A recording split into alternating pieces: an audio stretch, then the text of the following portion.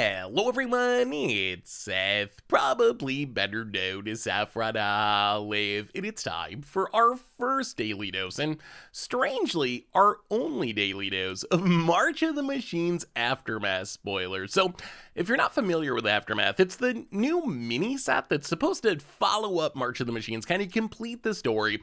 It's only 50 cards, it comes in these weird small 5-card booster packs, so a very unique set, and unique in more ways than one. Maybe the most unique part of this set, if you missed all the drama from a week or two ago, is someone got their hands on some boxes early and did some pack opening videos, and since the set is so small, they actually leaked the entire set over the course of like 3 pack opening videos.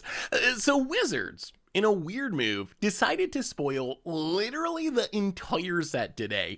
Every single card in Aftermath, which means we're going to jump into, I think, our biggest spoiler video of all time. We're going to go through every single card in Aftermath. It's coming out, I believe, next week in paper and on Magic Online, so not too long to wait. And the set has some really spicy, super interesting stuff, which means we should probably jump right into it, because I'm going to warn you, it's a long one. We have a lot of cards to get through today, so we should probably jump right into it, start talking sweet new Aftermath cards. Before we do, a super quick reminder, if you need some Aftermath cards, you can snag them from our awesome sponsor Card Kingdom over at cardkingdom.com/MTG Goldfish. Anyway, buckle up, let's talk some Aftermath.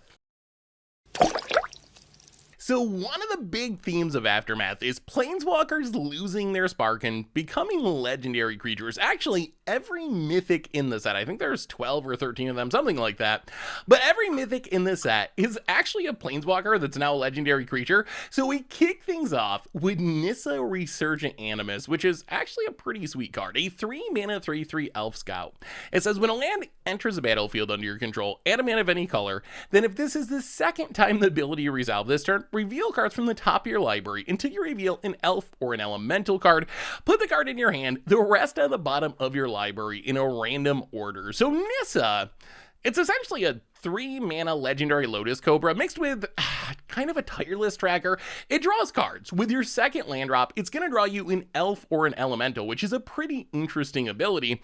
This card, I think, is pretty spicy. In Standard, you could play it fairly. I don't know if a 3-mana Lotus Cobra is going to be good enough for Standard. Actually, 2-mana Lotus Cobra wasn't normally good enough for Standard, but there are some sweet build arounds like Awake in the Woods. That's a lot of lands coming into play at once. That's a lot of mana. Nissa kind of almost makes Awake in the Woods not free, but close to free. It pays the X back as the lands enter the battlefield and trigger the landfall ability.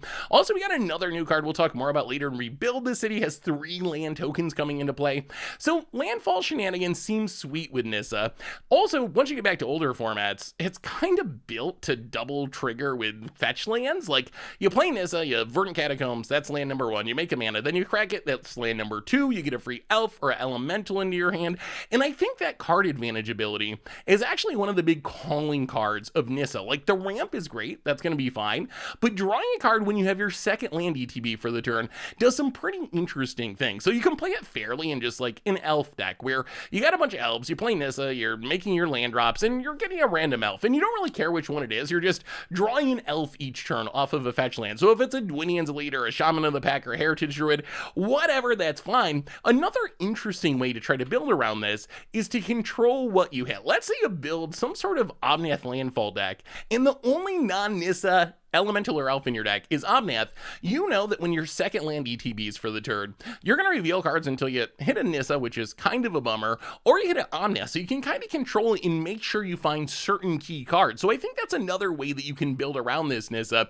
So I actually think this card has some potential in 60 card formats, and definitely in Commander. In Commander, I think this is an easy inclusion in any landfall style deck, a Shaya, Titania, Omnath, and also just a really nice option in elf decks, Lathril, Marwyn, Izuri, as long as you're playing kind of a non-budget build. I think in landfall it doesn't really matter. In elves, if you're not playing fetch lands and not double triggering Nissa, it's not nearly as exciting. So keep that in mind. I guess you still have, land ramp spells, Cultivates and Nature's Lore and so forth. Those are going to give you multiple lands in a turn, but keep that in mind. It works really well with fetch lands. So if you're playing a budget mana base in your elf deck, or like all forests in your elf deck, it's going to be hard to get that second trigger. And I'm not sure a elvish Lotus Cobra is really enough to make me want to play Nissa in Elf Tribal if I'm not drawing the Elf off of it.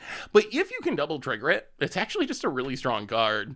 We also got a new Nahiri Forged in Fury, a 6-mana, sort of 5/4, core artificer, but it has affinity for equipment, so it costs 1 less for each equipment you control, which means if you have 4 equipment, this can be a 2-mana 5/4, which is much more exciting. And then whenever an equipped creature you control attacks, exile the top card of your library, you can play that card this turn, and you can cast equipment spells this way without paying their mana cost. So on one level, Nahiri is maybe the new best Boros equipment commander. Like, it's a really, really solid Boros equipment commander. That's not that exciting to me, though. We have, like, so many Boros or Red-White X equipment commanders that they all kind of just blur together. Like, Nahiri, it's probably better, I guess, than Lylith or Akiri or Surgwin, but it's doing essentially the same thing. It wants you to play a lot of equipment. It draws you cards when you attack with equipped creatures. Like, we've seen most of this before. I guess the unique part of Nahiri, outside of being cheap if you get a bunch of equipment, is the ability to cast equipment for free that you hit with its ability, which can be pretty powerful if you hit like a Cauldron Complete or Argentum Armor. All this to say, Nahiri's a very good Boros equipment commander. No doubt about it. If you like it, play it. It's going to be really good.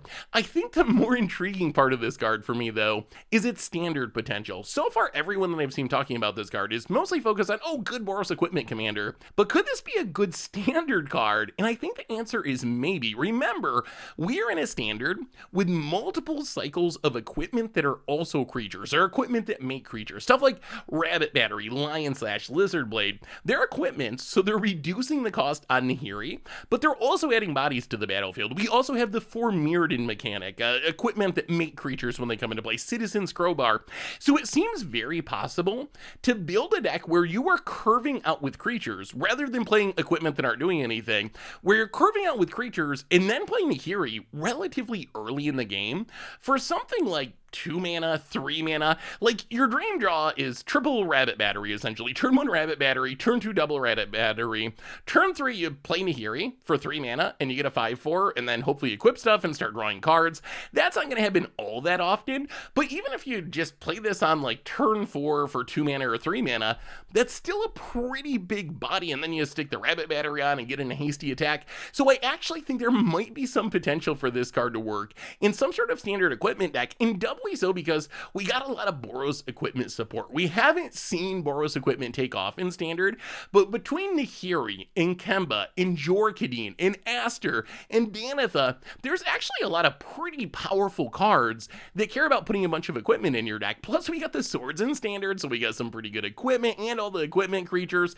So don't sleep on Nahiri in standard. Yes, it's true that this is a great Boros equipment commander, but it also might be a sneakily powerful build around standard card. We also got a new card in Karn Legacy Reforged. So new Karn, 5 mana, Star, a legendary artifact creature golem. Its power and toughness is equal to the greatest mana value among artifacts you control. So by itself, it's a 5/5. If you have a more expensive artifact, it's going to get even bigger. And then it says at the beginning of your upkeep, add a colorless mana for each artifact you control. This mana can't be spent to cast non-artifact spells. So it's essentially Power Stone mana, and use it for artifact spells or for abilities.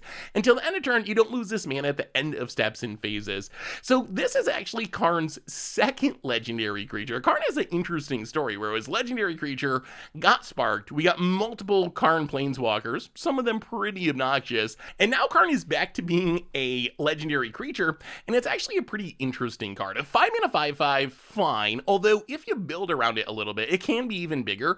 One of the unique parts about this is it doesn't care about non-creature artifacts or anything, so you can play affinity for artifact creatures like Thought Monitor, Mycosynth Golem, Sojourner's Companion, Mirror Enforcer, and these are really high mana cost artifacts. They are often casting for free or for 1 mana, so those are good ways to grow your Karn, and they would fit naturally in a Karn deck, and then your Karn mana can help cast it. But I think the most powerful aspect of Karn is definitely its add a bunch of mana on your upkeep ability. It's essentially Blink Moth Urn.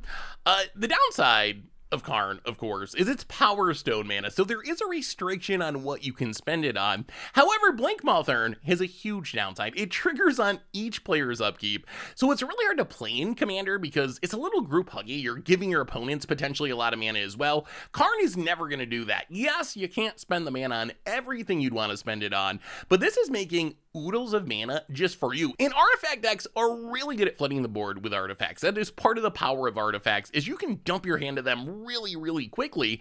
So this can be making a ridiculous amount of mana. If this lives, you play this the next turn, it's pretty easy to have 10 mana plus that you have access to spend on artifacts, to spend on abilities. So I think in Standard, this could have some potential. The downside, of course, is it does have to stick for a turn. It does not go for the throat, which is kind of a sneaky upside since it's an artifact creature. But if you play this in Standard on turn 5, the next turn, you should be able to untap in Portal to Phyrexia, Skitterbeam Battalion, Cityscape Leveler, assuming Karn lives. In Commander, there's some decks that already play Monkmouth Urn. It's usually colorless decks that are just like, okay, sure, you're gonna make some mana off your Signets and your Soul Ring or whatever, but my deck has so many artifacts that I just don't care. Karn does the same thing in those decks for the most part, except it does it way better because you're not helping your opponents and it's also a big body. So I think that this makes Karn an option for way more decks. You don't have to just be like a dedicated super hardcore artifact colorless deck. If you're playing Urza Chief Artificer or Osgir the Reconstructor or Bray, basically any artifact deck that's going to have a lot of artifacts on the battlefield, I'm jamming Karn. The upside of this is a 5 mana creature that's going to be adding, I don't even know, 5, 10, 20 mana on your upkeep every single turn. One of the most ridiculous ramp spells that we've ever seen. Yeah, you can only spend it on artifacts or abilities, but still that's fine. Like, it makes so much mana and you're an artifact deck anyway, so what do you care if you can only spend it on artifacts? So I think that Karn Legacy Reforged gonna be one of the more popular new colorless commanders, and I think this is an easy inclusion in the 99 of essentially any artifact deck thanks to its ramping power. We also got a new Ob Nixilis, and I gotta say, Ob Nixilis Captive Kingpin might be my favorite card from the set. When I first saw it, I was like, okay, like, it's fine. And then when I started to think through, like, how do you build around this card? How do you take advantage of it?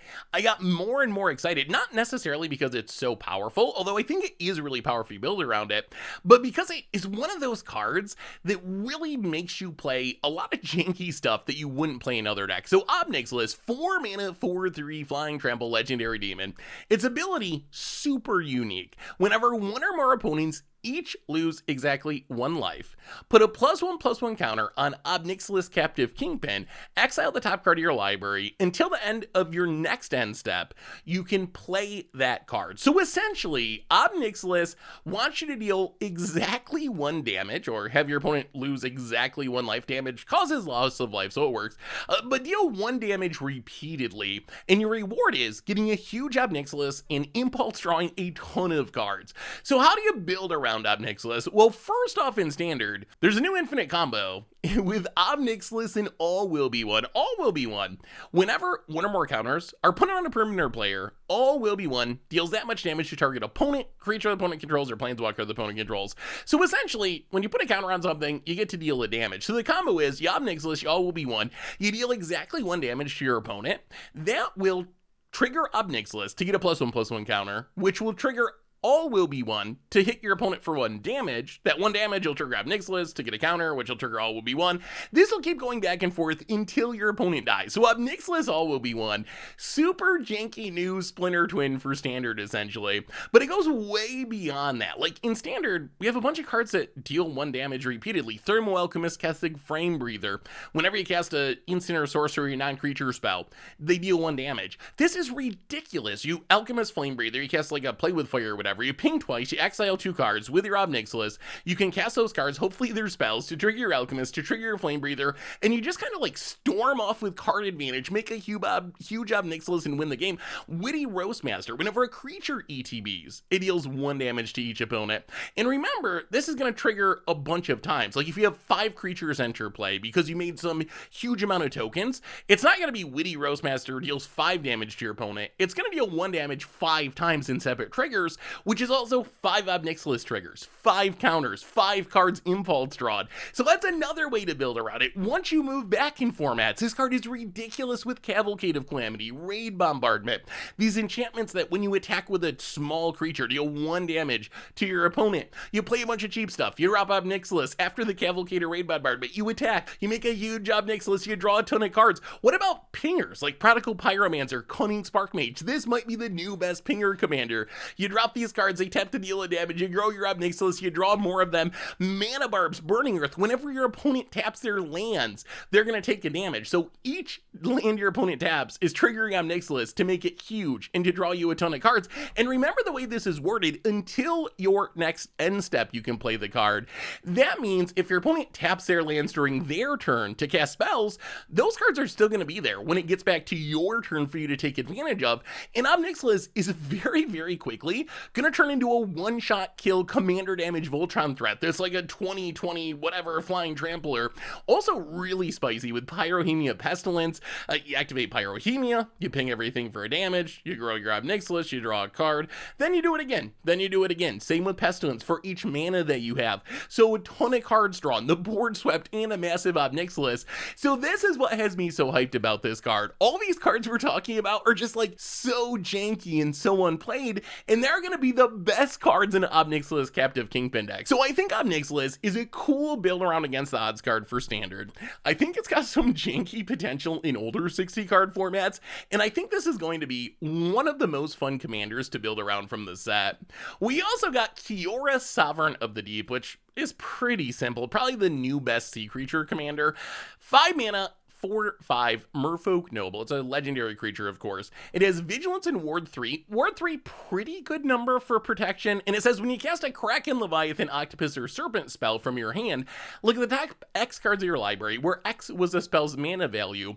You can cast a spell with mana value less than X from among them without paying its mana cost. Put the rest on the bottom of your library in a random order. So essentially, every time you cast a sea creature from your hand, you get like an upgraded Cascade almost. You're gonna look a bunch of cards deep and choose a card with lesser mana value and play it for free. That is really, really powerful. So right now, if you look at the most popular sea creature commanders, it's Kenros, Runo Stormkirk, Arixmethes. These cards are fine, but I think Kiora is just way more fun and way more powerful than them. Like, all it asks you to do is play it, and then play a bunch of big sea creatures, your Serpent of Yawning Depths, your Spawning Krakens, your Thermocratus, and then spin into whatever you want. You can spin into ramp spells, you can spin into finishers, and remember, Kiora says spell. It doesn't say instant or sorcery or anything like that, so you can theoretically, like, cast Thermocratus, a 7-drop, and spin into Serpent of the Yawning Depths, a 6-drop, and cast that for free.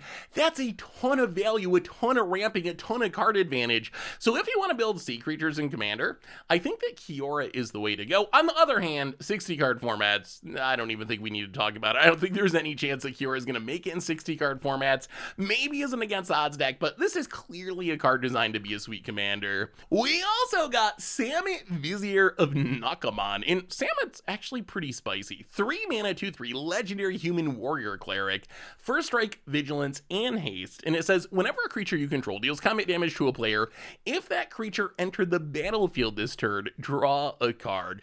So by itself, since Samut has haste, if you play this on turn 3 and it comes down and hits your opponent, you get to draw a card because Samut entered the battlefield this turn. But what this really is essentially Toski minus the indestructibility, which is a huge minus, but also -1 mana, which is nice, but a Toski for haste creatures. Haste creatures, if you can attack with them the turn you play them, they would have entered the battlefield this turn, so you get to draw a card off of them. And one of the reasons I'm hyped about this card is I was recently playing a Standard deck that was like a Gruul aggro deck, and almost accidentally, every creature had haste. Phoenix Chicks and Thundering Rajus and Shivan Devastators, Reckless Stormseekers, Uvenwald Oddity. So this can just slot right into a deck like that, be perfectly on theme, and offer a ton of card advantage, which is a huge new line of attack for this deck.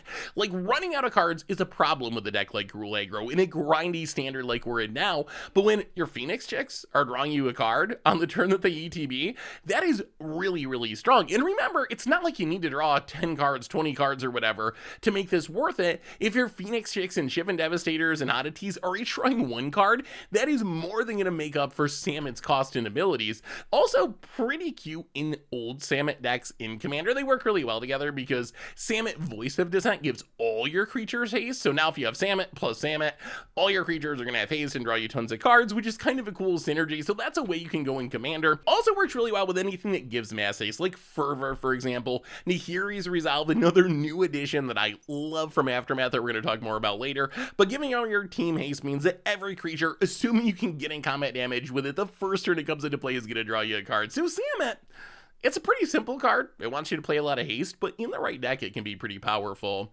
We also got Tyvar the Bellicose. So new Tyvar, 4 mana, 5/4, Elf Warrior, getting a little buff since we last saw Tyvar. Whenever one or more elves you control attack, they gain Death Touch until end of turn. So it will gain Death Touch, and its other elves in a deck would also gain Death Touch, so hard to block.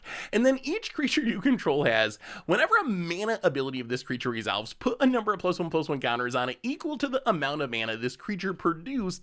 This ability triggers once each turn. So you tap a creature for mana, you get some counters on it, which works with elves, because a lot of elves are mana dorks, but also works with some other things that we'll talk about. So Tyvar is kind of like a weird matchup of Lathril as a elf tribal commander, but also Ratadraga is a mana dork tribal commander, and I think this card can do some spicy things. So the simplest way to play this card is just play it as the head of an elf deck, because many elves have mana abilities. That's kind of elves' whole gimmick. Llanowar Elves, Heritage Druid, Tyvar, Cal, the old one, can give all of your elves the ability to tap to add a black mana.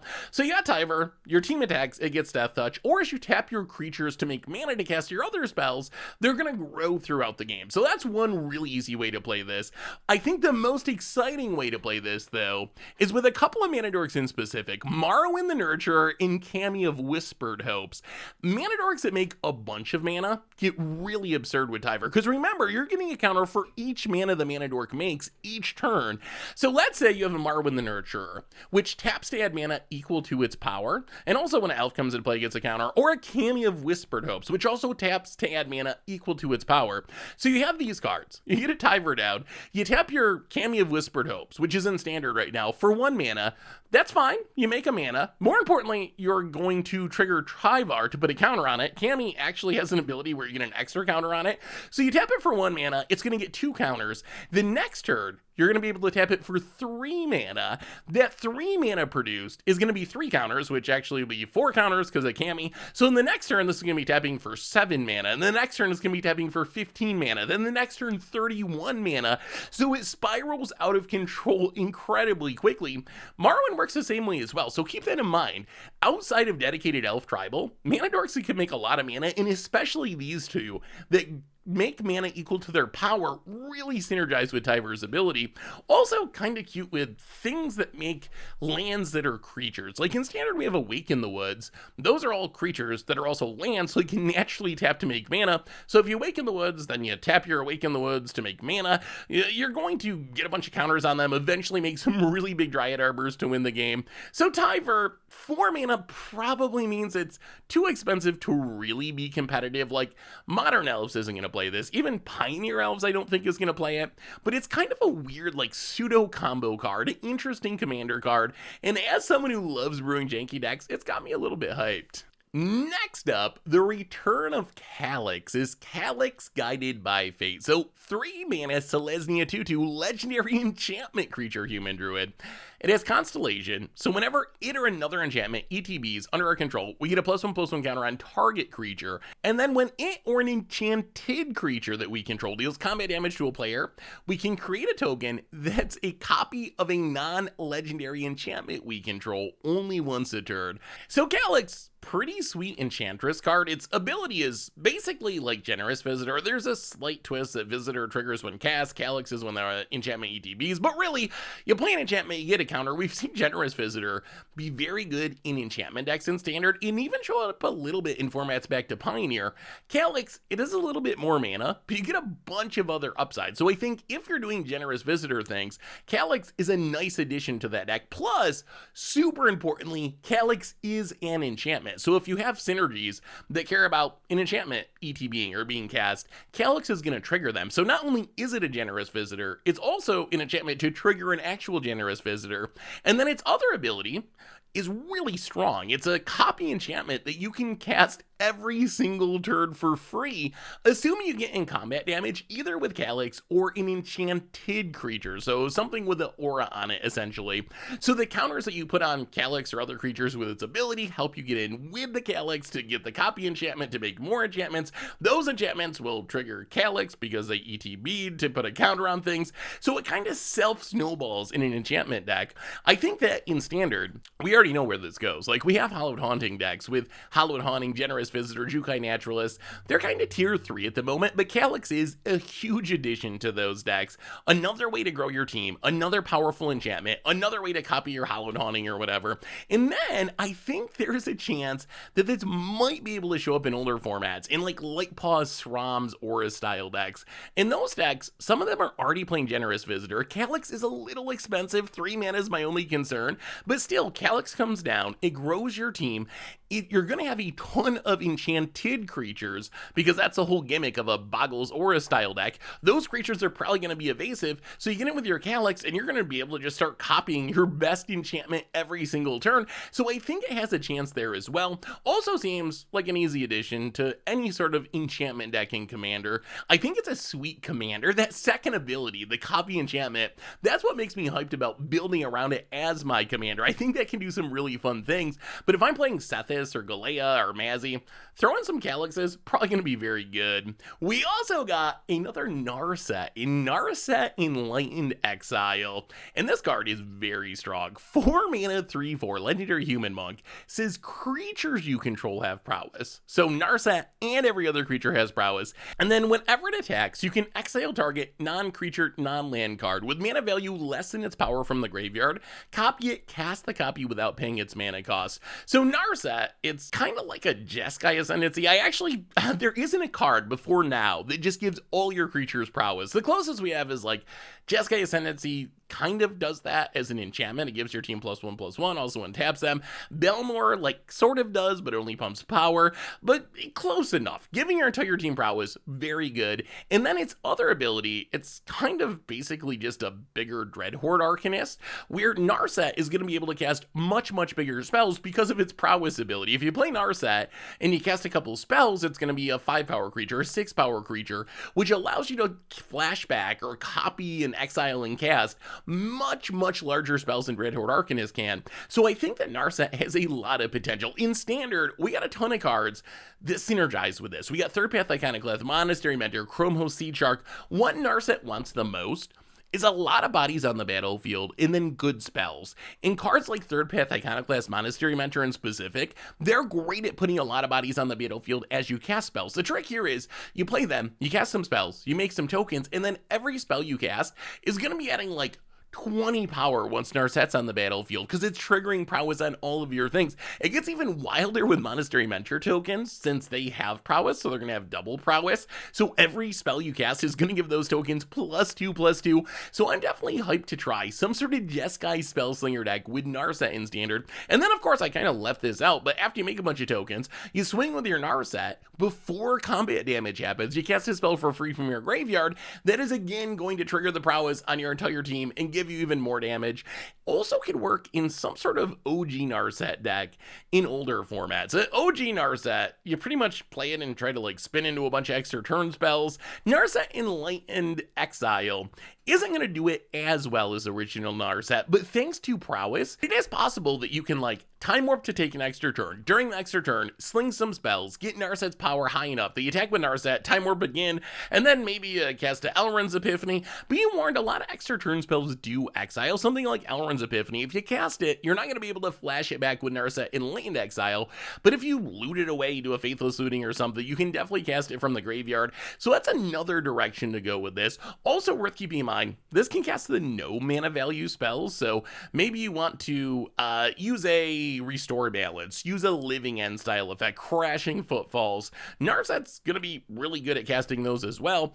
I think that the way you build around this in Commander is similar to Belmore. You want the same thing. We kind of talked about it before. The more creatures you get on the battlefield, the more creatures Narset will give prowess to, the more damage each of your spells represents. So Narset, it really just wants a bunch of creatures that make more creatures, and then a bunch of cheap spells to trigger prowess on all those creatures and make your team human win the game. So I think it seems like a pretty sweet and easy commander to build around. We also got Sarkhan Soul of Flame, a 3-mana 2/4 Izzet legendary human shaman. It says dragon spells you cast cost 1 less to cast, and whenever a dragon enters the battlefield under your control, you may have Sarkhan become a copy of it until end of turn, except its name is Sarkhan Soul of Flame, and it's legendary in addition to its other types. So Sarkhan ramps you into dragons and then turns into dragons as you cast them. Why would you want to turn into a dragon? Well, essentially it gives you the dragon's ability with haste. So why would you want to turn into a dragon? Well, for one thing, it can deal a ton of damage. Like turn 3 Sarkhan, turn 4 Thundermaw Hellkite, Sarkhan becomes a copy of Thundermaw Hellkite, hit you for 10 in the air. That's going to close out games really quickly. It also is a way to give powerful dragons pseudo haste. Like let's say you have a Sarkhan and you Balefire Dragon. Balefire Dragon, it's ridiculous when it hits your opponent. It's going to wipe out their board. The problem is it's got to sit out for a turn before you're able to attack with it. Well, if you turn Sarkhan into Balefire Dragon, Sarkhan's already on the battlefield, not going to be summoning sick. You can get that Balefire Dragon ability right away to wrath your opponent's board. So I think that's pretty much all you do with Sarkhan. It's actually super straightforward. Just ramp in a dragon, play big dragons, get pseudo haste with big dragons, hit your opponent for a ton of damage in the air. I think this is worth considering in a lot of dragon decks in Commander. It is awkward that it's a human shaman and not a dragon, which is something I normally don't like in my tribal decks, but I think the upside of this is so high that it's worth it. Also worth mentioning, the way it's worded is really weird. So it turns into a legendary creature, which you would think would be weird and cause problems because you would like legend rule yourself or whatever. But remember, it keeps its same name. Its name is still going to be Sarkhan Soul of Flame. So let's say you play an Dragon and you have a Sarkhan out. Your Sarkhan becomes an Dragon. You're not going to legend rule yourself because what the legend rule cares about is legends with the same name. So since Sarkhan's name is still Sarkhan, even though everything else about it is Dragon, it's a 10/10, it has eminence, it has flying, it's going to draw you a ridiculous amount of cards, that's fine. You're not going to end up legend ruling yourself. Same with like Miram, like Sarkhan into Miram, and then you have 2 Mirams going. Every dragon you cast is going to be absolutely huge and ridiculous. So I think this is just a super fun card to play in any dragon deck. I also wonder if it could show up in standard. Like, we do have some good dragons. It's Sushi, Hidasugu and Kiri, Zurgo and Ojitai, and the curve kind of lines up. Like, some of the best dragons are 5-drops, like Zurgo and Ojitai. Imagine in standard, turn 3 Sarkhan, turn 4, Zurgo and Ojitai. Sarkhan becomes a copy of Zurgo and Ojitai. You attack, you double anticipate, you fill your hand up with cards, you hit your opponent for 8. That seems like a pretty powerful line. So I think that Sarkhan, mostly a card designed for Commander, but I plan on trying to build around it in Standard as well. I think the upside is there. Moving on to the world of rares, we kick things off with Ayara's Oathsworn, a 2-mana 2/2 human knight. It has Menace, and it says whenever it deals combat damage to a player, if it has fewer than 4 +1/+1 counters on it, put a +1/+1 counter on it, and then if it has exactly 4 +1/+1 counters on it, search your library for a card, put it in your hand, then shuffle. So essentially, starts as a 2/2, grows up to a 6/6, and once it gets to be a 6/6, you get to tutor every time it deals combat damage, which is kind of absolutely absurd. And this is demonic tutor. It's going to your hand. This isn't going on top of your library or anything like that. So I think Ayara's Oathsworn is actually a pretty interesting card. Obviously, if you got counter shenanigans to add counters to it in other ways, you can get to the tutor mode super quickly, but even played fairly, I think this card is kind of reasonable. It compares to like Dreadhorde Butcher, that was a really good card not that long ago in Standard, or for you old timers, kind of like a Slith Bloodletter, plus you get the upside of Menace, which makes it a little easier to keep getting in with Ayara's Oathsworn. In some ways though, though, I do worry it's going to be a little bit like Robber of the Rich. If you remember Robber of the Rich, if you were on the play, Robber of the Rich is kind of busted. Like, your opponent has one land, they probably can't do anything about it. You're getting in, you're starting to exile cards, starting to generate card advantage. On the other hand, if you're on the draw and your opponent plays a 2-drop, your Robber of the Rich does much less. I think Ayara's Oathsworn is going to suffer a little bit from that same issue. Like, if you're on the play and you drop this on turn 2, it's probably going to get in that first hit and start snowballing up to a 3/3, then a 4/4, which makes it harder to block. On the other hand, if you're on the draw, I think it's going to get a lot worse, but I still think this card has a chance to show up in Standard. If you think about Standard, black decks are everywhere. I don't think it's going to beat out Blood Tithe Harvester, but it might beat out something like Tenacious Underdog or show up alongside these cards. Being able to tutor up your Invoke Despair or your Shieldred is pretty reasonable. Plus, even just a 2-drop that is going to grow quickly to a 4/4 and a 5/5, that's a pretty good threat that can close out the game quickly. Of course, we also have in Standard, Ozolith, tons of ways to add counters to things, so that's the other possible direction to go, is not to really try to snowball it by attacking, but just add counters to it and then start tutoring as quickly as possible. Also worth mentioning, it's a Knight, which is relevant in Standard with like Invasion of New Phyrexia, the Knight tribal support from March of the Machines, and also seems like a really sweet upgrade for Sidar Jabari of Zhalfir, one of the most popular new commanders from the Mom Commander precons, where I think this is just going to be an all-star in that deck. It cares about Knights. In Commander, you have 3 opponents, so you can choose who to attack to get the counters and grow it, so I think it seems like a great addition there as well. We also got a weird one in Spark Rupture, a 3-mana enchantment. When it ETBs, you draw a card, and it says each planeswalker with 1 or more loyalty counters on it loses all abilities and is a creature with power and toughness, each equal to the number of loyalty counters on it. So all planeswalkers turn into creatures, their stats equal to the number of loyalty counters. This card is kind of intriguing to me. So 3 mana is maybe 1 more than I would have wanted for this effect, but it does draw a card when it ETBs, which really helps. One of the problems with cards like this that are super narrow is if you run into a deck that has a bunch of planeswalkers, it's going to be great, but if you run into a deck that doesn't have any planeswalkers, it does nothing, being able to cycle when you play it helps make up for that. So what do you do with this card? And I think there's really 2 options. One is you play it like a heat card. You run into a Super Friends deck, or even a control deck built around Teferi, Hero of Dominaria, or a Tron deck with Karn Liberated and Ugins. You play this, and you're like, well, okay, your Teferi is a 5-mana 4/4 creature. Your Karn Liberated is a 7-mana 6/6 vanilla creature. Not very scared of that. Like, that's perfectly fine. So it's an interesting way to hate on your opponent's planeswalkers. The other option is play it with your own high loyalty planeswalkers. Like, play a Kiora Behemoth Beckoner, drop a Spark Rupture. Kiora all of a sudden is a 3-mana 7/7 and try to go planeswalker beatdown. So I really like this card. I know it's a story card trying to show what's going on with planeswalkers or whatever, but I actually think this could either be a pretty sweet hate card for Super Friends decks, or a pretty interesting build around where you try to kill your opponents by turning your planeswalkers into creatures. Speaking of planeswalkers, we also got Deification, a 3-mana enchantment. When ETBs, you choose a planeswalker type. That's essentially a planeswalker's name. I'll explain it in a minute. Planeswalkers you control the chosen type have hexproof, and then as long as you control a creature, if damage is dealt to a planeswalker you control of the chosen type, that would remove all of its loyalty counters. Instead, all but 1 of the counters are removed. So essentially, you choose a planeswalker type. As long as you have a creature, your planeswalkers of that type only go down to 1 loyalty. It's essentially worship, but for planeswalkers. So what this does in practice is, this is maybe the first ever planeswalker tribal card. We've been playing planeswalker tribal decks on against the odds for a long time.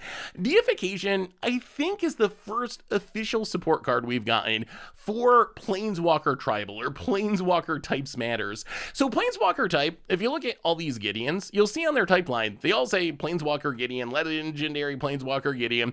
That's a planeswalker type. So if you play a Deification, you would name Gideon, all of your Gideons will have hexproof, and if your opponent manages to kill your Gideons, instead of dying, they go down to 1 loyalty. So the hilarious part about this is it works incredibly well with Gideon in specific because of Gideon of the Trials. Gideon of the Trials has a 0 ability that says you get an emblem with, as long as you control a Gideon planeswalker, you can't lose the game and your opponents can't win the game. So you play Deification in Gideon, you ultimate Gideon of the Trials, which you can do right away because it's a 0 ability, and then your your opponent can't kill your Gideon, but as long as they can't kill your Gideon, you also can't die. So as long as Deification sticks around, you've essentially just hard-locked your opponent out of the game. So I think Gideon Tribal is the most exciting home for this card, but if you want to build Sorin Tribal, Elspeth Tribal, like literally pick a Planeswalker and play a bunch of Planeswalkers of the same type, Deification is a really interesting way to make sure you can keep your Planeswalkers on the battlefield. So I really love this card, and I'm super hyped to revisit Gideon Tribal with it. Speaking of cards I love, oh my god, Nahiri's Resolve. This card is so cool.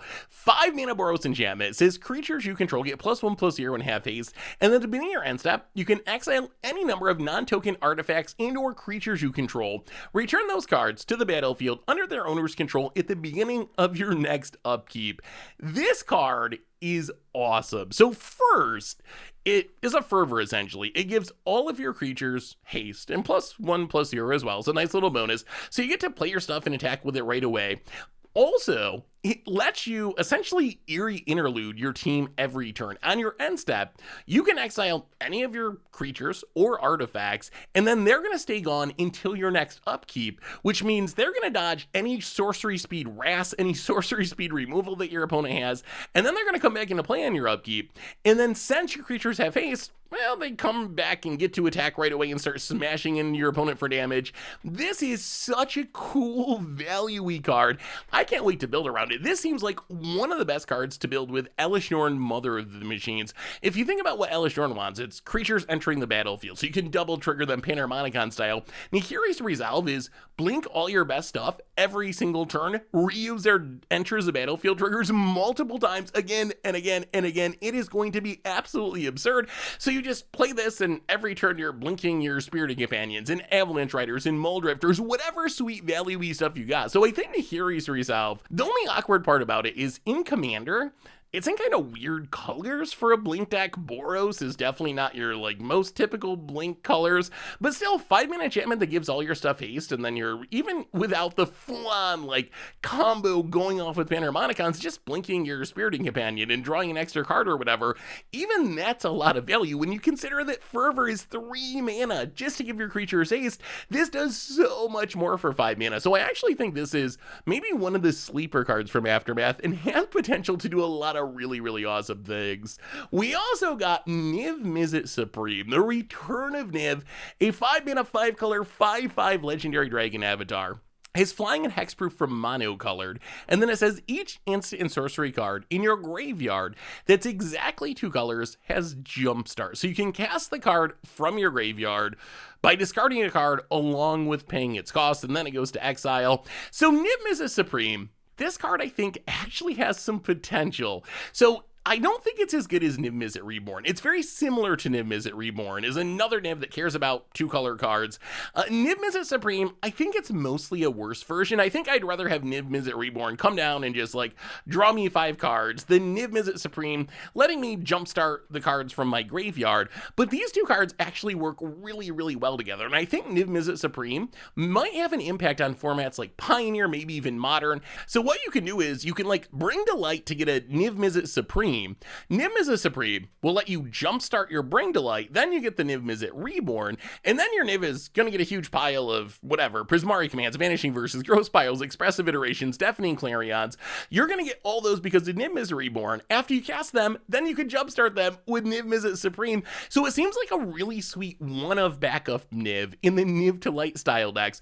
Also in any sort of Niv Commander decks. Like in a Niv Commander deck, this is going to be awesome in those decks. So I think that's the main home for this card. As far as Standard is concerned though, I don't know if it beats out like Invasion of Alara, the Kami War. We have several really powerful 5 color, 5 or 6 mana cards, and I'm just not sure Niv-Mizzet Supreme is going to be good enough. I guess we'll have to wait and see what comes along. The more powerful multicolor, well, 2 color instant and sorcery cards we get, the better this card gets.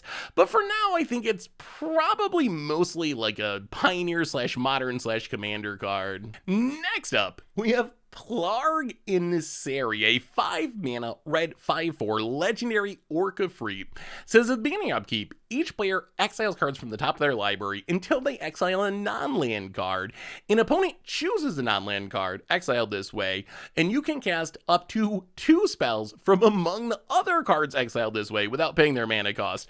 So that is a lot of really convoluted wording, but essentially how this is going to work is, actually, we got a simple comparison. It's basically an Atali trigger. So on your upkeep, you're going to Atali, but then once you Atali, your opponent's going to get to choose the better of the 2 cards and be like, no, you don't get to cast that one. So it's an Atali, but you're only going to get the worst of the 2 cards. If you're playing a 1v1 format, in Commander, it's still Atali, except you're going to have 4 libraries you're getting cards from. Your opponent's going to choose one and be like, you don't get to cast that one. And then you can choose 2 of the other 3 and cast them for free. So I guess it's kind of like a weird watered down Atali that's less mana, but also, most importantly, has to stick on the battlefield for a turn, which I think means this is probably more of an against the odds card for Standard than anything else. Atali is really, really good, but Atali is really good because it does it with an ETB trigger. You just cast it and get 2 cards for free, which is kind of busted. Plargg and Nassari, it's got to sit on the battlefield until your next upkeep, and then even once that happens, you're only going to get the worst of the 2 cards in Standard. Part of the power of Atali is you're getting both of the cards. So even if you low roll on one library and hit a counter spell or something, well, at least you probably hopefully got something good from the other library. Plargg and Nassari isn't going to work that way. If you hit a good thing in a counter spell, your opponent's going to be like, well, I guess you're casting the counter spell for free that does nothing.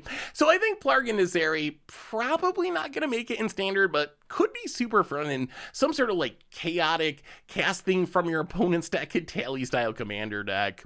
We also got a new Nashi, a Nashi Moon's Legacy, a 3-mana 3/4 Sultai legendary rat shaman. It has Menace and Ward 1, and it says when it attacks, exile up to 1 target legend or rat card from your graveyard, and copy it. You may cast the copy. So here it's worth pointing out, you do have to pay the mana for it. So if you exile a 4-drop or whatever from your deck, you are going to need the 4 mana to cast it. So Nashi, I think this card is pretty good, but it's also pretty weird. So its stats are fine. 3-mana 3/4, Menace with Ward 1. Pretty reasonable. Its ability is pretty good. It triggers on attack, so even if it gets blocked, you still get to do its thing. The problem is, we still don't have a ton of rats. I guess this is our second really good rat in Standard. We got Kermonix, which is kind of a busted card. It's just busted in a tribe that doesn't have a lot of support. Nashi is probably the second best rat in Standard. Whether or not that's going to let us build an actual rat deck, I don't know. Once you get past Nashi Moon's Legacy and Kermonix, you're kind of at like Greasefang, Nashi Moonsage Scion. Really, there's not a ton of support once you get past the big 2.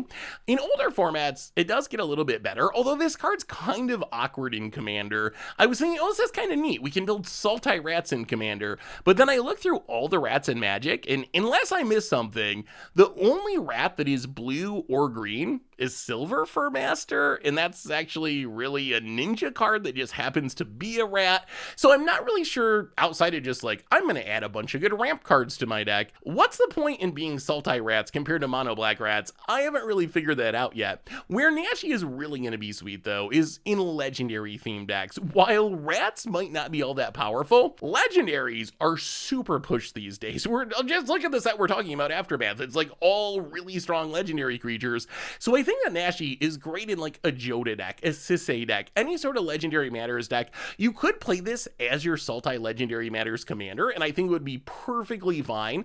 Although I think I'm most hyped for it, playing it in a Joda deck in Commander, in a Sisei deck in Commander. And this is your recursion, basically, a way that your opponent deals with one of your sweet legends. You can Nashi and attack and get that back essentially from your graveyard. So I think that's going to be the role in Commander, and also seems kind of sweet in Joda decks and other legendary tribal decks in Standard too. We also got Rocco Street Chef, which kind of a group hug commander. 3-mana 2/4 in the Naya colors. It's an elf druid. It says at the beginning of your end step, each player exiles the top card of their library until your next end step. Each player may play the card exiled this way.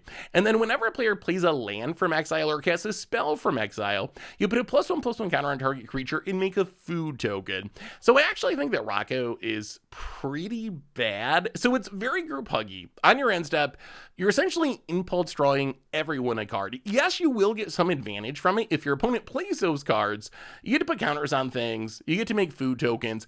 The biggest issue I have with Rocco is it triggers on your end step. So your opponents are going to get to use the card first, essentially. You play Rocco, you go to your end step, everyone exiles, then it's going to be your 3 opponents' turns. I'm assuming you're playing Commander here. It does the same thing in 1v1 formats, but all your opponents are going to get to go and play those cards while you have to wait while everyone else goes before you get to use the card that your commander has drawn you. So I think that Rocco, like, if you want to build Naya Group Hug and build like a political benefiting everyone, you know, feeding the masses style deck, which is the flavor of the card, I think that Rocco is a really fun leader for that archetype, and it's got a little bit of like super fair, prosper, exile matter stuff thrown in. But as far as being like a strong card, I think it just benefits your opponents a little bit too much. So if you're a Group Hug fan, Rocco, super cool new addition that you can build a deck around. Otherwise, probably not really going to see a ton of play.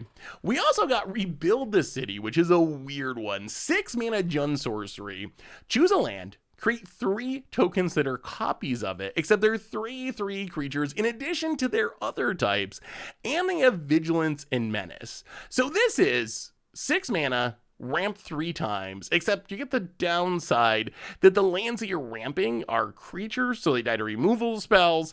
It's a very, very weird card to figure out. So you're adding 9 power and toughness to the battlefield for 6 mana, which isn't horrible. It's kind of like a Feral Incarnation or whatever, but I don't think that's enough to make the card good. I think if this card is actually going to work, there's 2 possibilities. So the most obvious is, this is trigger landfall 3 times. So these tokens entering the battlefield are lands, so that means you're getting 3 Scoop Swarm triggers, 3 Lotus Cobra triggers. You're cruising through every mode of your Omnath Locus of Creation. So in some sort of Jund landfall deck, that's actually pretty sweet. The other way to potentially take advantage of this is, this doesn't say basic land. You can copy any land. So maybe there's a Field of the Dead on the battlefield. You can rebuild the city, get 3 Field of the Deads. You're going to make a ridiculous amount of zombies. Maybe you can get 3 Valakuts and play them out and burn everyone out of the game. So being able to snipe specific powerful lands, I think, is the other way that this card could see play. So I would be surprised if you can just play this card for value, even though it adds a lot of power and toughness and technically some mana as well. I don't know. The lands being creatures, I think, is a drawback. I actually think this would probably be stronger if the lands were not creatures, although, I don't know. The bodies could be relevant at some points, but definitely a super unique card. We've just really never seen anything like this, so good for landfall at a minimum, and maybe some other shenanigans as well. On the other hand, we also got Metropolis Reformer, which to me seems like a really decent standard card. So 3 mana 2/3 Angel Cleric. It is flying and vigilance. It gives you hexproof, and it says whenever it's dealt damage, you gain that much life. So this feels like a card to me that is just going to be good in a lot of situations. You essentially get a Leyline of Sanctity, so you can't be targeted by stuff. And then it has the Wall of Essence ability, where this blocks a 5/5 or something, and you gain 5 life. Your opponent kills it with a Lightning Strike, you gain 3 life. This means it's good in a lot of scenarios. In standard in specific, it means your opponent can't invoke Despair you, which is huge. It also is really good against aggro. You play it against aggro. If your opponent kills it with a burn spell, you're gaining life. If it blocks, you're gaining life. So I think that flexibility might be enough to make Metropolis Reformer playable, especially considering it's got some relevant creature types. Angel is a relevant creature type. We still have Kiora in standard, and in older formats, this is cheap enough to be collected companied into play. So this is a Angel for the Angel Coco deck that you can sneak into play potentially at instant speed with collected company to gain a bunch of life, give yourself hexproof. So even though it might not look like much, I actually think this might be one of the most impactful cards for 60 card formats from the entire set. Speaking of impactful 60 card format cards, another one I think is going to be so good in standard is Tranquil Frillback. So 3 mana 3/3 dinosaur. When it ETBs, you get to pay a green mana up to 3 times, and then you get to choose these abilities. So destroy target artifact or enchantment, exile target player's graveyard, or you gain 4 life. So this can be a 3 mana 3/3 with no abilities. It can be a 4 mana 3/3 that is one of these things, a 5 mana 3/3 that is 2 of these things, a 6 mana 3/3 that is all of these things.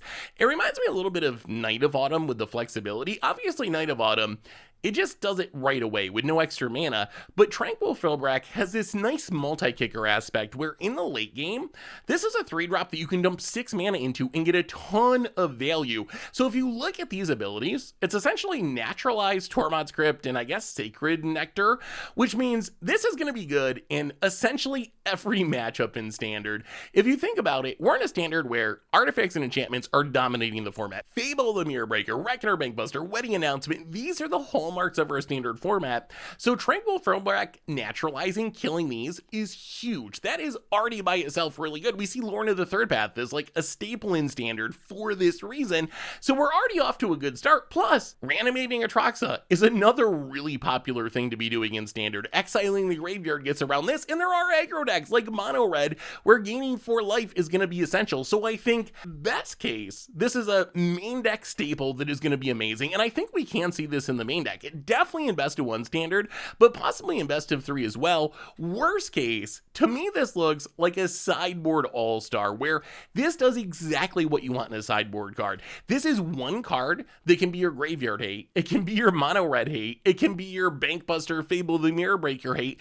It's a card that you can bring in almost every matchup, which I guess means maybe it's just a main deck card, but I think Tranquil Frillback really, really good. Plus, it might get better once we go back to Ikoria and theoretically get more dinosaurs, and you can even play it in Commander if you want to. Like, it's great in Commander in a dinosaur deck where blowing up artifacts and enchantments and exiling graveyards in specific are really, really relevant. So just a really, really great card overall. Next up, we have Open the Way. Double Green in X sorcery says X can't be greater than the number of players in the game. Reveal cards from the top of your library until you reveal X land cards. Put those cards on the battlefield tab. The rest go on the bottom of your library in a random order. So this is essentially 3 mana ramp, 4 mana double ramp. So it's a Scout the Wilderness, kind of on curve for Standard legal ramp, into an explosive vegetation that if you're playing Commander, you can be 5 mana to ramp 3 times, 6 mana to ramp 4 times. That's a pretty decent effect. There is some upsides and downsides here. So the way this card is worded, you're not searching for the lands you want. So what this means is, if you're playing a Standard deck built around, let's say the Kami War, you might want Invasion of Zendikar. Invasion of Zendikar lets you grab whatever basic lands you want. So if you're missing blue mana to cast your Kami War or your Atraxa, you know 100% that Invasion of Zendikar is going to get it for you. Open the Way, it's giving you random lands, so you really have no control. You could need that blue mana and hit 2 basic forests, so you have no idea what's going to come off the top of your deck. On the other hand, there is a huge upside here, which is Open the Way is not restricted to basic lands. So this can also be, in Commander, let's say, a card that you cast and hit a Field of the Dead, or maybe a Cabal Coffers, or a Triome, which is a huge, huge upside compared to something like Invasion of Zendikar. So I'm actually really curious to see how good this card ends up being. I think the fact that it's costed as it is, where 4 mana to ramp 2, 3 mana to ramp 1, that's already just the going rate for ramp. I think it's a playable card. If there's a ramp deck, this card is good enough to see you play. And then in Commander, I actually think this card is legitimately exciting. We've talked a lot about explosive vegetation not really being that great anymore, but the upside of being able to pay 5 or 6 mana and get extra lands out of it, that is absolutely huge. A card that's an explosive vegetation, but also 6 mana, put 4 lands into play, and hits non-basics. I think this is good enough to make its way into the green ramp package in Commander, so very, very solid ramp card. Speaking of solid cards, oh my god, I love this card. Urborg Scavengers. 3 mana 2/2 Spirit. When it enters the battlefield or attacks, exile target card from a graveyard, put a +1/+1 counter on it. It has flying as long as the card exiled with it has flying. Same is true for First Strike, Double Strike, Death Touch, Haste, Hexproof, Indestructible, Lifelink, Menace, Reach, Trample, or Vigilance. Essentially, this is basically Graveyard Trespasser that's also Soul Filayer. If you think about Urborg Scavengers, you play it on turn 3, you eat something right away, it's going to be a 3/3. So you're essentially getting Graveyard Trespasser stats, no ward, but that's okay because you're getting a different upside. Well, 2 different upsides. One is Urborg Scavengers is going to keep growing. The next turn you attack, you exile something, it's a 4/4. 4/4, then it's a 5/5, then it's a 6/6. So it keeps snowballing. More importantly, it's going to be gaining a bunch of abilities. While Ward is great, maybe you can give this Indestructible or Hexproof or something, which is even stronger than Ward. The thing I really love about this card is it seems built to hate on what Standard's already doing, which is a lot of decks are trying to put Atraxa into play from the graveyard, trying to get it in there, reanimate it. Urborg Scavengers coming down after your opponent like, well, Fable of the Mirror Breaker, discard my Atraxa. To snipe the Atraxa is ridiculous. Not only are you going to get the +1/+1 counter, but Atraxa has 4 abilities, Flying, Vigilance, Death Touch, and Lifelink. That is a ridiculous 3-drop. If you play this and eat the Atraxa from the graveyard, it's going to be super, super strong. So I think the Urborg Scavengers, we'll have to see how it lines up with Graveyard Trespasser. It might be that decks mostly stick with Trespasser in the short term, but remember, next standard set that releases, Graveyard Trespasser is gone. That card is rotating. So worst case, I think this is a replacement for Graveyard Trespasser after it rotates. Best case, maybe it's a replacement now because sniping Atraxa and other cards that have a lot of words on them, which it seems like most cards these days do, is just so powerful. We also got Vesuvan Drifter, a 3-mana 2/4 shapeshifter with flying. So pretty reasonable stats. It says you can look at the top card of your library anytime. At the beginning of each combat, you can reveal the top card of your library. If you reveal a creature, it becomes a copy of that card until end of turn, except it has flying. So Vesuvan Drifter, in Standard or whatever, I think you just kind of play it for fun. You play it and maybe you have something big on the top of your library and you get to turn it into it and smack your opponent for a bunch of damage. Once you get back to older formats though, you can really live the dream. Like in Modern, the dream is you Vesuvan Drifter, the next turn you Scheming Symmetry and put an Emrakul on the top of your deck. And then you go to combat and you're like, surprise, my Vesuvan Drifter is actually an Emrakul. I attack, I annihilate you, good game opponent. And there's a lot of cards that can do this. Back from Modern through Commander, there's many cards, Vampiric Tutor, Congregation at Dawn, that can tutor creatures or cards to the top of your library. So it seems pretty easy to set up some pretty devastating Vesuvan Drifter lines where you just put something pretty much game ending on the top of your deck and end up getting what is essentially a 15-mana card like Emrakul on the battlefield for 3 mana with Vesuvan Drifter. We also got Danitha New Benalia's Light, a 3-mana 2/2 legendary human knight, has Vigilance, Trample, and Lifelink. So again, eat it with the Scavengers, so many keywords these days. And it says once during each of your turns, you may cast an aura or equipment spell from your graveyard. So this is our new Voltron commander, essentially. Seems really sweet for a Voltron deck. I actually don't know if I'd play this as my commander in the 99, but I wonder if this card can kind of fulfill the role of Lurrus in formats like Modern or maybe Pioneer, in Aura decks in specific. Lurrus was a staple in these decks where it would come down and you could get back all your stuff from the graveyard. Danitha kind of does the same thing. It's awkward that you can't recast your Sram or your core Spirit Dancer that dies from your graveyard, but still being able to reuse an aura each turn, that seems pretty powerful, especially combined with a creature that has a lot of abilities on it, like Lifelink, Trample, and Vigilance. That's, other than some form of protection to not die to removal, those are exactly the abilities you want on a Voltron style threat. You get through blockers, you're getting life, so you're not going to die in the backswing. You have a huge blocker back thanks to Vigilance. In Standard, it works well with like Audacity. We got Sword of Forge in Frontier, so maybe there's something there, although I think the most guaranteed home for this card is showing up in Aura/equipment decks in Commander, stuff like Mazzy or Ural or Sethis. As I said, you can build this as your commander as well, and it would be perfectly fine as some sort of Aura/equipment Voltron commander. But personally, I'm more hyped to throw this in the 99 and use it as a value card, kind of like a Lurrus to get my things back from the graveyard. We also got, oh boy, Sigarda, Font of Blessings. We've had some disappointing Sigardas lately, but this one is a good one. 4-mana 4/4 legendary angel. It is flying. Other permanents you control have hexproof. You can look at the top of your library at any time. You can cast angels or humans from the top of your library.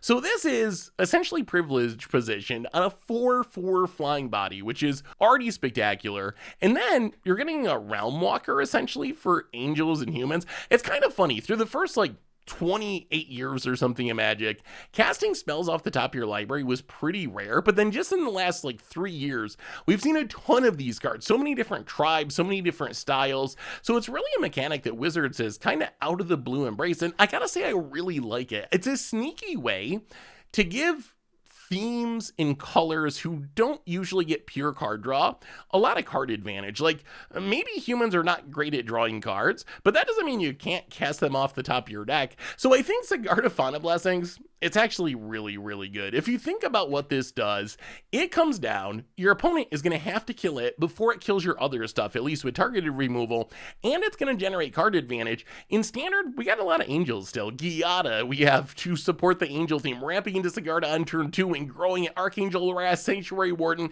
Sigarda seems perfect there. Also seems pretty sweet in humans. It's a legendary human, so it works well with like Joda humans. We got another, oh my goodness, new human coming in, Jarina, that we'll talk about in a minute, which is perfect for human tribe, but we got Catilda to ramp into it. Sigarda seems great in either of those archetypes, in angels or in humans. In older formats, a little bit sketchier just because it doesn't work with Galactic Company. Can like Pioneer Selesnya Angels play it? Maybe out of this sideboard for specific removal heavy matchups where this is really, really going to shine. Like, that is the home for this card. It's fine against aggro just as a 4/4 flyer, but in those grindy, removal-y mid-range matchups, this is going to be the mirror breaker, essentially. This comes down, it's going to make it hard to kill your other things, and then it's going to generate card advantage, letting you cast stuff off the top of your deck. So I think Sigarda, one of the best rares from Aftermath, also seems like a really easy inclusion in angel or human commander decks. There's not a lot of green white angel decks. I guess Shalai would be the main one. I guess actually now it would probably be Sigarda. Like, if you want to play Selesnya Angels, I think this is the go-to best commander that you can play. And there's a ton of green white human decks. Catilda, Lear, Kyler, Leonor, OG, not even OG, middle Sigarda, I guess, Sigarda Champion of Lights. But in any of these decks, I think you can jam Sigarda in the 99 and it is going to be more than worth it. We mentioned a minute ago Jarina Dauntless General, and this is my #1 pick for best modern/pioneer card from the set, I think. Jarina, 2-mana 2/2 Orzhov colors. It's a legendary human soldier. When it ETBs, exile target player's graveyard, and then you can sacrifice it to give humans you control hexproof and indestructible until end of turn. This card is spectacular. So this is a Tormod script combined with a upgraded Hajar for humans, essentially a way to protect your team from targeted removal from Ras. Even hexproof and indestructible is about as good, well, outside of phasing, about as good as protection gets. So I think that Jarina is just an easy inclusion in decks that can cast it. In Standard, we don't really have a human deck. It is a soldier. We'll see. Maybe Soldiers goes into Esper to take advantage of Jarina, but it lines up really well with the Reanimator decks. Just having a main deckable Tormod script is really, really huge. And then in older formats, if you're playing like a white-black human or a 5-color human deck, this card is awesome. Like, it's working with your Thalos Lieutenant, your Champion of the Paris, your General Kudrov Nanath. It's hating on your opponent's deck, and it's protecting your team from Ras, which is quite amazing. Plus, in Standard, it can also go in the Joda Humans deck, which I know is kind of a fringe deck, but Joda Humans could also take advantage of it. And I'd also play it in essentially any human commander deck that is in its colors. So Jarina, just a very, very powerful effect for a tribe that keeps getting better. We also got one reprint from the set in Training Grounds. Training Grounds, actually pretty relevant financially. It's a 1-mana enchantment. It says activated abilities on creatures you control cost 2 less to activate, can't reduce it to less than 1 mana. Mostly a combo piece, but this is a card that has never really gotten a proper reprinting since it first came out in Rise of the Eldrazi, which is like a decade ago now, and has slowly crept up to $30. So a nice value reprint. This reprinting hopefully will drop the price a ton. As I mentioned, it's mostly a combo piece. It goes infinite with Spawn Sire of Ulamog. You reduce its cost to 2 mana to make the spawns, and then you get 2 mana worth of spawns. You can sack them to activate again, throw in a Blood Artist or whatever, and you have infinite damage, infinite drain. Goes infinite with like Mira and Pilipala to make infinite mana, Palladium Mirror and Voltaic Construct to make infinite mana. So there's a ton of different combos. Not sure if this will do anything in Standard. I haven't dug super deep into it yet to try to find if there's a combo that we can dig up in Standard. But worst case, I mean, it's a $30 card that should get a lot cheaper, which is a good thing for anyone who wants it. Rounding out our rares, we got 4 more that, whatever. I would say these are kind of the least impactful of the set. Drannith Ruins, fine colorless land for a human deck, putting some counters on things. Can humans afford a non-Mutavault colorless land? That's another question. Fine for commander at least. Leyline Immersion, actually kind of fun. 4-mana enchantment, only enchants legendary creatures. Gives a creature ward 2 and tap to add 5 mana, but only use it to cast spells to keep it from going infinite with itself by untapping with an enchantment or whatever.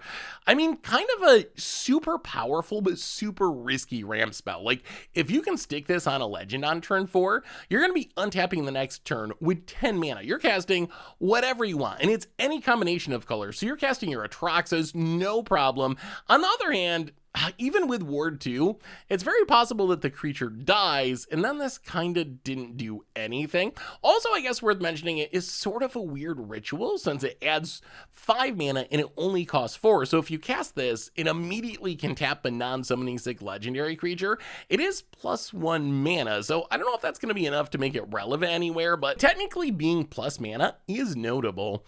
Arnie Metalbrow kind of gets killed by its restriction of only putting things of less mana value into play. It's a really hilarious card. When a creature attacks or enters a battlefield under your control attacking, you can pay 2 mana and then put a creature with mana value less than that creature's mana value from your hand onto the battlefield tapped and attacking. So in theory, the dream is you attack with a 5-drop, pay 2, put a 4-drop into play. That's going to be attacking, so you can use the ability again, pay 2, put a 4-drop into play, then a 3-drop into play, then a 2-drop into play, then a 1-drop into play.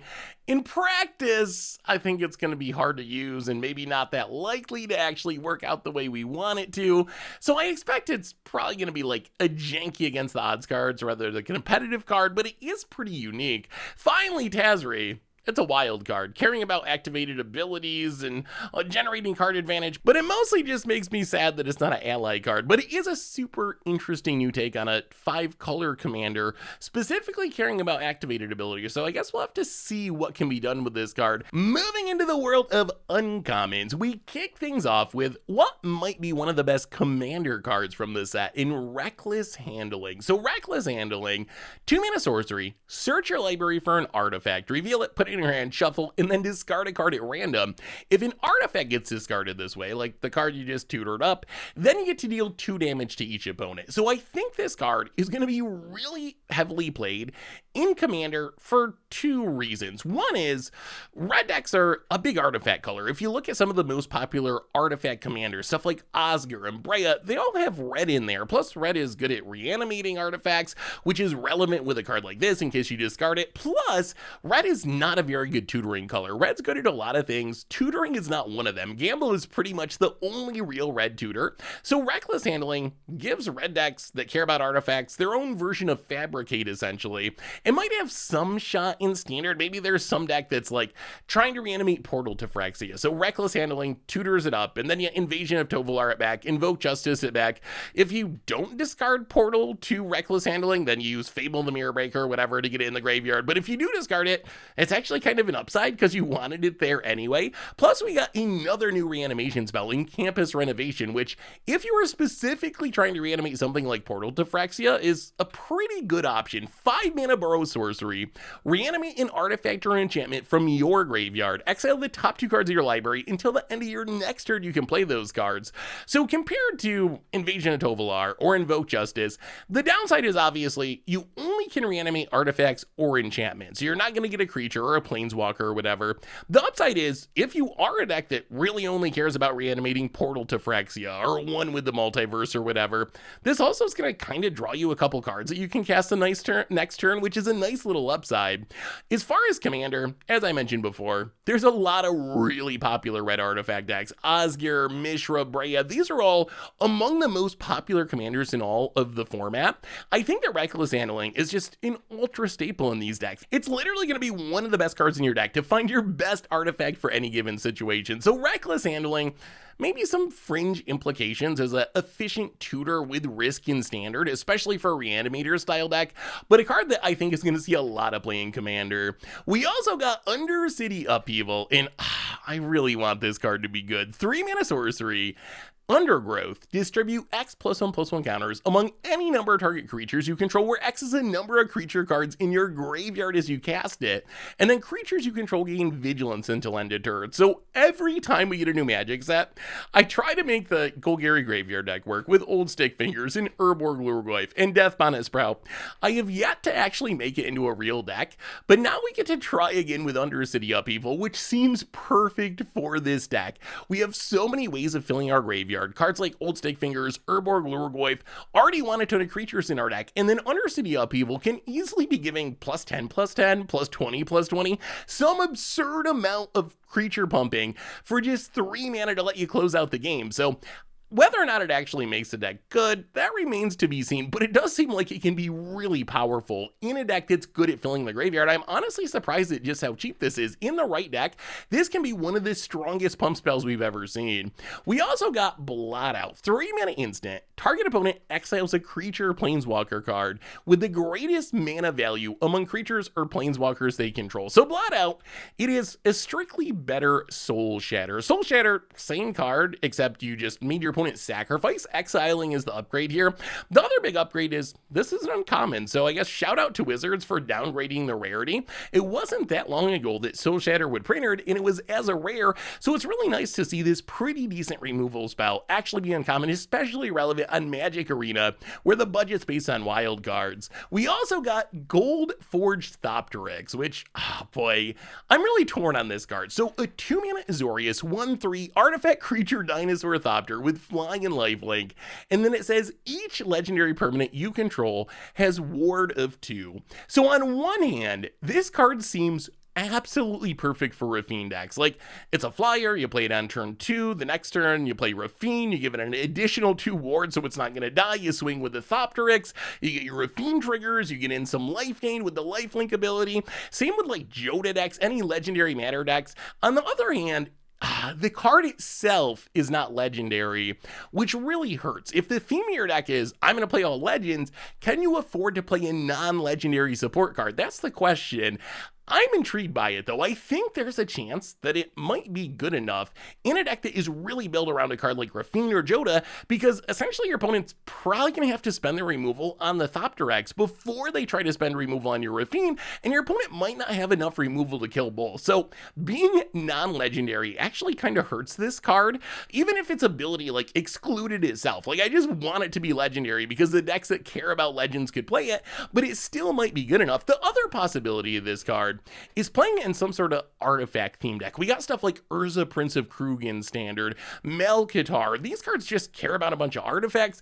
Goldforged Thopterix seems really nice there. You're protecting your Urza that's pumping your team, and you're getting in for 3 in the air and gaining a bunch of life.